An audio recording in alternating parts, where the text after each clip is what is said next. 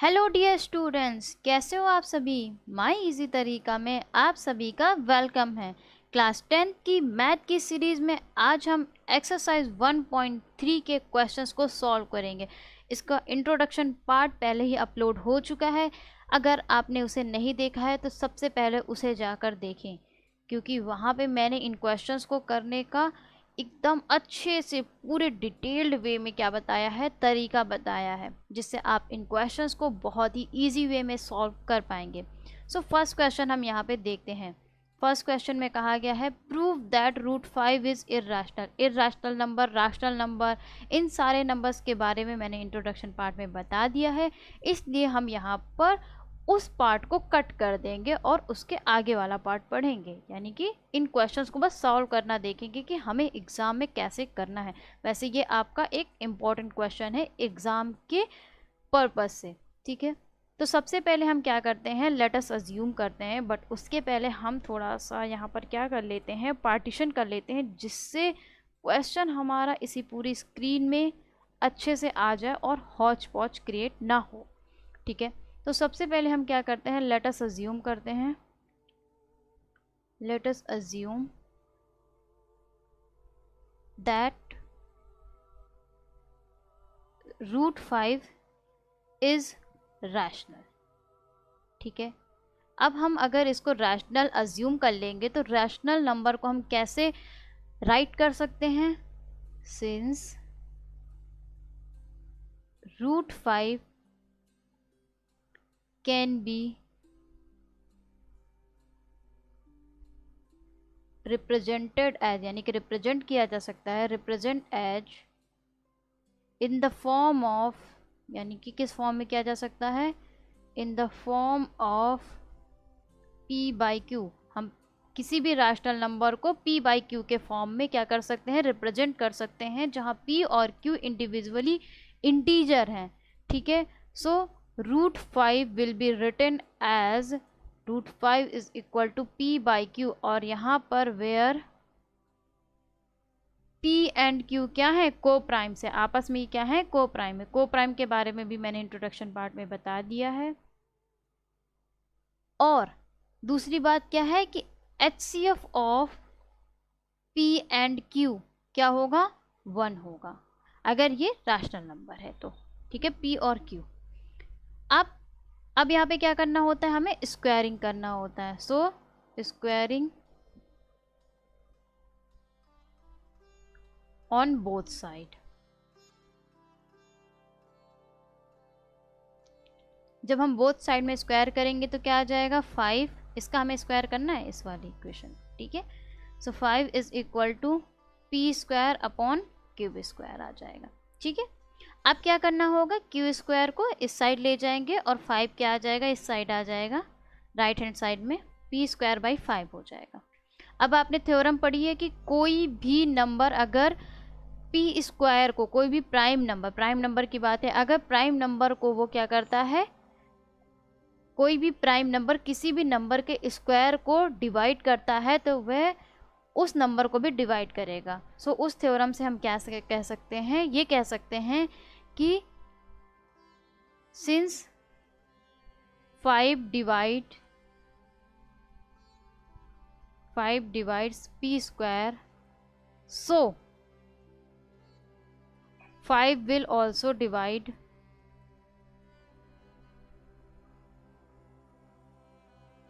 5 divide करेगा किसे, p को भी। अगर 5 p स्क्वायर को डिवाइड करता है तो 5 p को भी डिवाइड करेगा। बात आ गई समझ में। अब हम इसको कैसे लिख सकते हैं, अगर p को 5 डिवाइड करता है और कोई नंबर, यानी कि क्वोशंट क्या आता है हमारा, c आता है, लेट्स टेक c। तो अब क्या करना है हमें इसका, अब इसका स्क्वायर करना है, तो स्क्वायर करेंगे तो क्या आ जाएगा, p square upon 25 is equal to c square, ठीक है। अब क्या करना है, इस वाले इक्वेशन से हमें p स्क्वायर की वैल्यू क्या मिली थी, p square is equal to 5q square. अब यहाँ पर हम पुट कर देंगे वैल्यू, p स्क्वायर की जगह क्या लिख देंगे, 5q square upon 25 is equal to c square. Bracket में क्या लिख देंगे, since p square is equal to 5q square. अब इसके बाद ये 5 से क्या कर देगा, कट कर देगा, तो यहाँ पे आ जाएगा q square upon 5 is equal to c square. जैसे यहाँ पे कंडीशन बनी थी वैसे यहाँ पे कंडीशन बन रही है। तो since 5 divides Q square, so 5 will also divide, 5 will also divide, किसे डिवाइड करेगा, क्यू को भी डिवाइड करेगा। ठीक है, आगे बात समझ में। लेट्स टेक कि क्यू को डिवाइड करने पर 5 से क्या आता है, डी आता है। तो हम यहाँ से क्या लिख सकते हैं, q is equal to 5d। यहाँ से q is equal to 5d आ गया, और यहाँ से हमें इस वाली इक्वेशन से, कहाँ से, इस वाली इक्वेशन से हमारे पास p की वैल्यू क्या आई थी, p की वैल्यू आई थी 5c। लेकिन हमने पहले ही ये बात कही थी कि p और q क्या होने चाहिए, को प्राइम होने चाहिए, इसमें कोई भी फैक्टर कॉमन नहीं होना चाहिए। और यहाँ पे आप क्या देख रहे हो कि 5 एक कॉमन फैक्टर के रूप में आ रहा है, जिससे कि ये इस बात को कॉन्ट्राडिक्ट करता है कि जो हमने पहले बात अज्यूम की थी वो क्या है, गलत है। तो हम यहाँ पे क्या लिखेंगे, but this contradict the fact that P and Q have no common factors other than 1. This contradiction has arisen. यहाँ पे मैं यहाँ पे नोट कर दे रही हूँ, इस पॉइंट को आपको ज़रूर लिखना है कि this contradiction has arisen, because आपको इसी के मार्क्स मिलने हैं। ठीक है, क्योंकि आपको पूरी अपनी बात कहनी पड़ेगी कि क्यों ऐसा हुआ। तो आप यहाँ पे लिखेंगे this contradiction has arisen,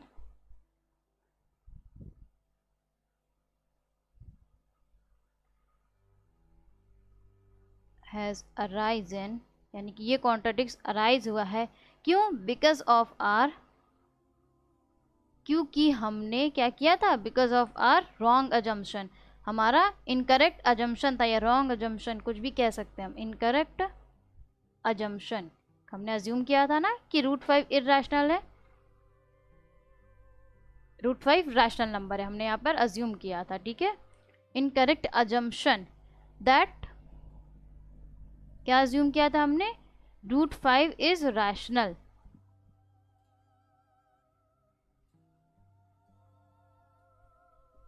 so we can conclude, हम यहाँ से क्या कंक्लूड कर सकते हैं, हम यहाँ से कंक्लूड कर सकते हैं दैट √5 इज इर्रेशनल। बस आपको ऐसे ही इस क्वेश्चन को क्या करना है, सॉल्व करना है। ठीक है, बस कुछ नहीं करना है, सिंपली आपको सबसे पहले क्या करना है, अज्यूम कर लेना है कि √5 एक रैशनल नंबर है। उसके बाद आपको √5 को p और q के फॉर्म में लिख देना है, क्योंकि किसी भी रैशनल नंबर को p और q के फॉर्म में लिख सकते हैं।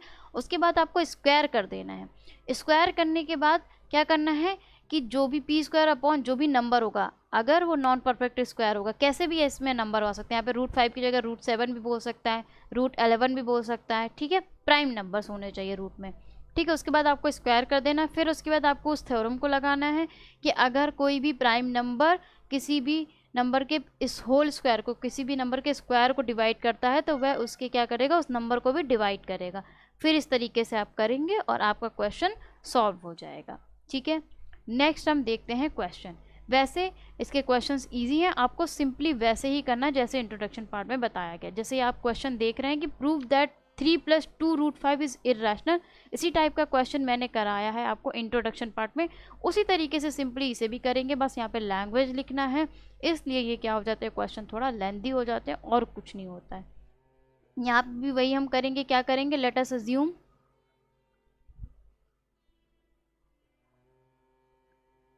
कि 3 + 2 √5 क्या है, रैशनल है, इज रैशनल। ठीक है, अब 3 + 2 √5 को अगर हमने रैशनल अज्यूम कर लिया है तो हम उसको किस फॉर्म में लिख सकते हैं, p/q के फॉर्म में लिख सकते हैं। ठीक है, अब क्या करना है, जहाँ पे यहाँ पे हम बोल देंगे कि where p and q are coprimes, यानी कि इसमें कोई भी कॉमन फैक्टर नहीं है, and HCF of p and q क्या है, 1 है। अब क्या करना है आपको, इस इंटीजर को इस साइड ले जाएंगे, यानी कि जो रैशनल नंबर है उसको इस साइड ले जाएंगे और जो इर्रेशनल नंबर है उसको इधर ही साइड लिखे रहेंगे। क्योंकि हम जानते हैं, हम पहले ही प्रूव कर चुके हैं कि √5 क्या है, एक इर्रेशनल नंबर है। सो अगर हम इसको सॉल्व करेंगे तो क्या आ जाएगा, 2√5 इज इक्वल टू p/q। 3 इस साइड पे जाएगा, राइट हैंड साइड पे, तो क्या आ जाएगा, ये 3 आ जाएगा। और हम इसको फर्दर सॉल्व करेंगे तो 2√5 इज इक्वल टू p-3q/q। अब 2 को भी इस साइड ले आएंगे तो क्या हो जाएगा, √5 will be equal to p-3q/2q। ठीक है।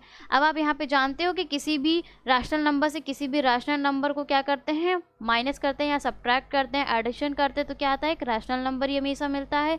किसी भी रैशनल नंबर में दूसरे रैशनल नंबर का मल्टीप्लिकेशन या डिवाइड करते तो भी हमेशा रैशनल नंबर आता है। तो हम यहाँ से क्या कह सकते हैं कि ये जो हमारी RHS साइड है वो क्या है, एक रैशनल नंबर है, और जो हमारी लेफ्ट हैंड साइड है वो क्या है, एक इर्रेशनल नंबर है। और ये क्या कर रही है, कॉन्ट्राडिक्ट कर रही है फैक्ट को। क्या फैक्ट को कॉन्ट्राडिक्ट कर रही है, कि ये इर्रेशनल नंबर है, क्योंकि हमने जो अजम्पशन लिया था वो रैशनल लिया था। और यहाँ पे क्या शो हो रहा है, यहाँ पे हो रहा है शो कि इर्रेशनल नंबर रैशनल नंबर के इक्वल है, जबकि ऐसा कभी हो नहीं सकता, क्योंकि रैशनल और इर्रेशनल नंबर दोनों ही अलग अलग नंबर हैं। जिससे हम ये कह सकते हैं कि 3 + 2√5 एक क्या है, इर्रेशनल नंबर है। आप इसमें वही बात लिखिएगा कि this contradiction has arisen because of our incorrect assumption that 3 + 2√5 is rational, so we can conclude that 3 + 2√5 is irrational number। ठीक है, आपको बस यही लिखना है और आपका क्वेश्चन सॉल्व हो जाएगा। मैं यहाँ पे आपको बार बार नहीं लिख रही हूँ, जिससे वीडियो की लेंथ भी बड़ी हो जाएगी और आप बोर भी हो सकते हो। ठीक है, सो यहाँ पे मैंने उसको क्या कर दिया, स्किप कर दिया। पहले वाले की तरह ही आपको यहाँ पे लैंग्वेज नोट कर लेनी है। ठीक है, नेक्स्ट मूव करते हैं। नेक्स्ट क्वेश्चन है आपका, prove that the following are irrational. इस पूरी एक्सरसाइज में आपको बस रैशनल, इर्रेशनल, इर्रेशनल, रैशनल यही प्रूव करना है और कुछ भी नहीं करना है। ठीक है, सो सारे क्वेश्चन सेम है। इस वाले क्वेश्चन को मैं नहीं बताऊंगी, क्योंकि ये वाला क्वेश्चन जस्ट फर्स्ट क्वेश्चन, यानी कि अभी जो मैंने प्रीवियसली तुरंत ही क्वेश्चन किया है उस क्वेश्चन की तरह है। सो मैं यहाँ पर आपको फर्स्ट और सेकंड बता दूंगी। फर्स्ट क्वेश्चन देखते हैं, यहाँ पर हम वही करेंगे। लेट अस अज्यूम, क्या अज्यूम करेंगे कि 1/√2 एक क्या है, रैशनल नंबर है। 1/√2 इज रैशनल। अब जब हमने अज्यूम कर लिया तो हम 1/√2 को कैसे लिख सकते हैं, 1/√2 कैन बी रिटन एज या रिप्रेजेंटेड एज p/q के फॉर्म में, जहाँ पे क्या लिखेंगे हम, यहाँ पे लिखेंगे वेयर p, q आर को प्राइम्स।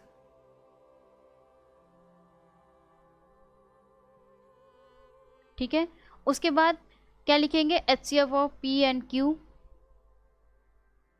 क्या है, 1 होना चाहिए या 1 होता है कह सकते हैं हम। और ये सिंपलेस्ट फॉर्म में लिखा हुआ है, इसमें कोई भी कॉमन फैक्टर नहीं है, इसीलिए हम कोप्राइम बोल रहे हैं। ठीक है, अब क्या करेंगे, इसको स्क्वायर करेंगे। स्क्वायर कर भी सकते हैं या नहीं भी कर सकते, दूसरी तरीके से भी आप प्रूव कर सकते हो। देखिए कैसे करेंगे, अगर हम इसको कैसे कर दें, क्रॉस मल्टीप्लीकेशन कर दें, यानी कि q इस साइड जाएगा तो q इज इक्वल टू क्या हो जाएगा, √2p, क्योंकि q को अगर 1 से मल्टीप्लाई करेंगे तो q ही आएगा, और यहाँ पे क्या आ जाएगा, √2, और ये आ जाएगा यहाँ पर p, यहाँ पे आ जाएगा √2 और p। ठीक है, आ गई बात आपको समझ में। अब q को आप यहाँ पे ले आइए, q/p हो जाएगा, q/p इज इक्वल टू √2। अब ये q/p लिखो या p/q लिखो, बात तो एक ही है। आप जानते हो कि q/p या p/q एक रैशनल नंबर है और ये इर्रेशनल नंबर है, और ये दोनों एक दूसरे के इक्वल नहीं हो सकते हैं, सिंस रैशनल नंबर, यहाँ पे आप लिख दीजिएगा, rational number cannot be equal to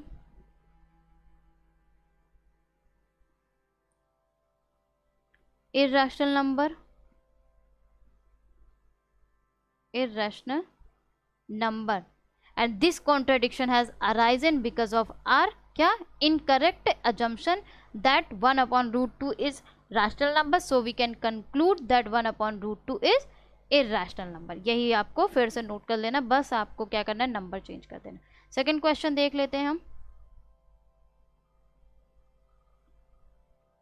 second question में भी वही करना है, लेट अस अज्यूम। सब में आपको अज्यूम ही करना होता है, मैथ्स तो वैसे भी अज्यूम से ही भरी हुई है। Late us assume 7√5 is rational. ठीक है, अब यहाँ पे आपको क्या करना पड़ेगा कि 7√5 can be represented as P upon Q, where वही लाइन लिखनी है। आप जितने बार लाइन देखोगे आपको ये लाइन्स रट जाएंगी। वेयर P, Q आर को primes and HCF of PQ क्या होना चाहिए, 1 के इक्वल होना चाहिए। ठीक है, अब यहाँ पे आप 7 को इस साइड पे ले आओगे तो क्या हो जाएगा, √5 will be equal to P upon Q। 7 से मल्टीप्लाई हो जाएगा तो ये 7Q हो जाएगा। और आप यहाँ पे देख रहे हो कि ये एक इर्रेशनल नंबर है, क्योंकि हम पहले ही प्रूव कर चुके हैं, और ये क्या है, एक रैशनल नंबर है। ठीक है, क्योंकि अगर रैशनल नंबर यानी कि यहाँ पे इंटीजर है, इंटीजर को इंटीजर से मल्टीप्लाई करेंगे तो एक रैशनल नंबर ही आएगा या इंटीजर ही आएगा, बात एक ही है। ठीक है, अब बात क्या है यहाँ पर, बात ये है कि रैशनल नंबर इर्रेशनल नंबर के इक्वल नहीं हो सकता, सिंस रैशनल नंबर दोनों अलग अलग आइडेंटिटीज है ना, दोनों अलग अलग नंबर्स हैं। Rational number can never be equal to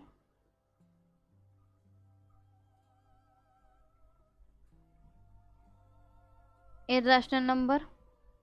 और ये इसलिए, ये जो हमारा कॉन्ट्राडिक्शन हुआ है ये किस वजह से अराइज हुआ है, ये अराइज हुआ है क्योंकि हमने गलत क्या कर लिया था, अज्यूम कर लिया था। फिर आप वही लिखेंगे, this contradiction has arisen because of our incorrect assumption. आप लिख लो, मैं यहाँ पर लिख दे रही हूँ आपको, this contradiction has arisen, this contradiction has arisen because of our wrong या incorrect, आप कुछ भी लिख सकते हो, wrong या incorrect assumption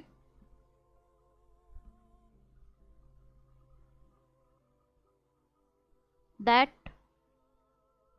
7√5 इज रैशनल। हमने यही तो क्या किया था, अज्यूम किया था। ठीक है, सो वी कैन कंक्लूड